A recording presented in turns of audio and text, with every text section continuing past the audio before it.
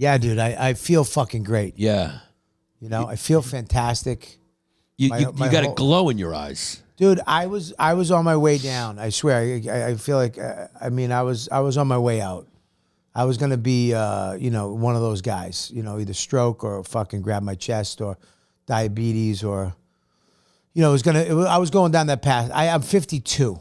Okay, so between now and 60, my kid was probably gonna grow up with a sick dad, which sucked. I couldn't go on rides with him. I couldn't go to the amusement park with him. I couldn't run with him. I couldn't play with him. And the day I became a man was the day I got a son. The day I got a child is when I really became a man.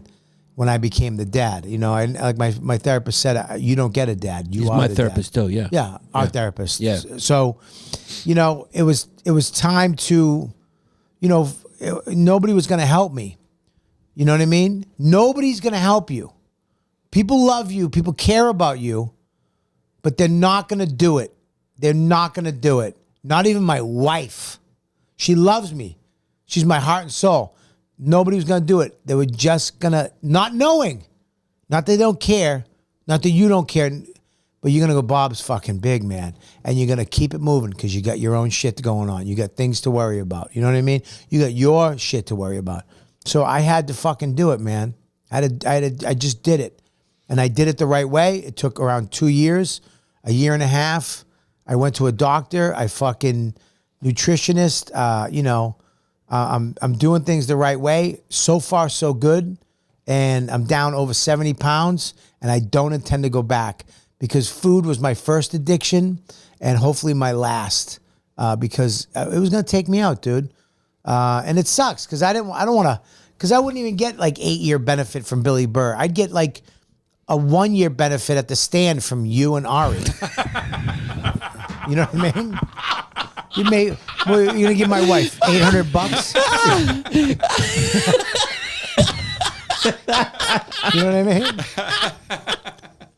We'd promote it on a podcast. Oh my God! By the way, we're doing a show for Bobby, and you'd still pay all the comics. Yeah, we'd do new material.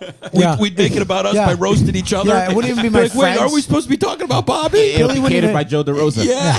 Nobody would care. It'd be Mike Feeney, Mike Cannon, and fucking Brendan Sagalow. Yeah, and sandwiches by Joey Roses. Yeah, right. And Joe would be doing new material bombing. Yeah. Dude, food took him out, but I got a sandwich shop. Shut up. Yeah. Fucking Mortadella killed me. Yeah. Being big is one of those things because it's funny. Your friends can make a lot of jokes about it. Yeah. The fat jovial person, that whole stereotype, but there's another side to it where it's like, it's a real addiction.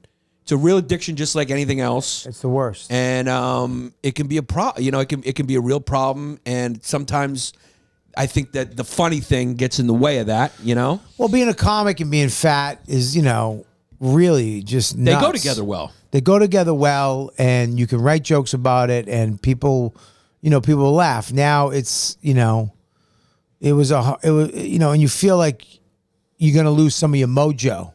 You know what I mean? When but I can't do it. I couldn't do it anymore. I had to pull that button because and don't get me wrong, I didn't just say I gotta lose weight. I've been working on my spirituality and my mental health for 3 years. Like when this pandemic hit, I was exposed of how unconnected I was to my world and how unconnected I was to the people in my life. And how unconnected I was to myself. Because you were caught up in your... I was caught up in making it. I was caught up in fucking fame and money and all this other shit. That if I could just do this, then I'll get happiness. If I could get this, then I can buy this house. If I could get this, then me and my wife could, be awesome. And then the universe, God, whoever it is on your book, I don't give a shit, took all of it away in one day and said, now who are you? Who the fuck are you now? And who are you, Bobby? And I found out I had a lot of work to do. I had because I had fear, I had anxiety, I had resentment, I had hatred, I had anger. You know what I mean? I didn't have You couldn't distract yourself with I wasn't comedy. humble. Right. I wasn't grateful. Right. I wasn't looking at what I had. Right. I didn't have love in my heart. Right. I didn't have friendships, connections. I had all these other negative things.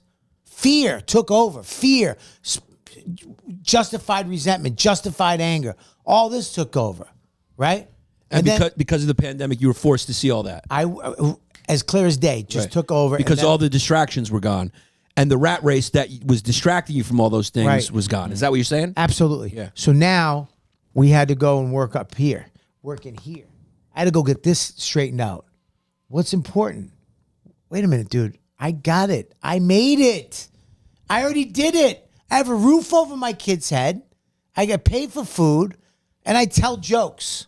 I did it. I did it. Grateful. Wake up in the morning. I got a great son. My wife, I love my wife. Great. The people around me. Dude, I got the funniest people and some of the greatest minds who are my friends. Some of the greatest people who hurt just like me of my friends. Grateful, right? All this stuff started coming into play. Great. Now I'm here. I'm doing the right thing. I'm making a mess. If I do something wrong, I'm sorry. As fast as I could. Trying to work on all this shit. But now here I am, 350 pounds. So all this is good. But this is fucking, I'm going to die. I'm going to be gone. So I had to, now that I was ready up here, I could take care of this. So I went into that process.